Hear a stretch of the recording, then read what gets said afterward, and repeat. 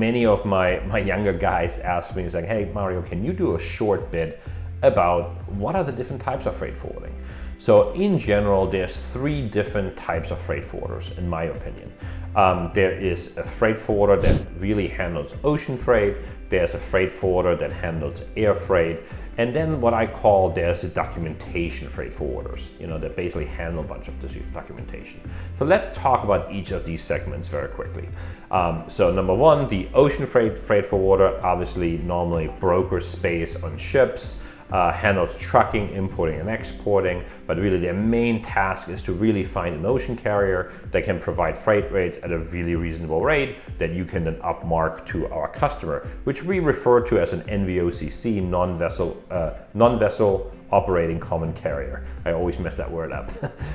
The number 2 was the air freight, very similar to the ocean freight, just very specific, right? And I have noticed that most of the ocean freight forwarders are not very good at air freight, and none of the air freight guys are very good at ocean freight.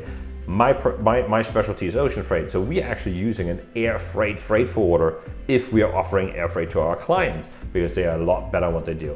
So the air freight forwarders are basically doing the same thing what we're doing on the ocean.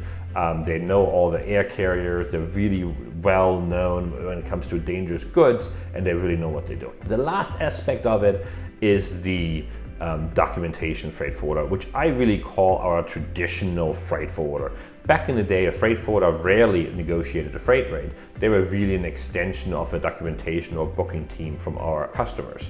And that really has changed quite a bit, where that service segment almost died, where a lot of people are not really handling it anymore, where now a lot of people are actually converting back. So a lot of big companies previously now using freight forwarders to scale their business because it's more flexible than hiring their own employees, and many times they can't hire employees fast enough.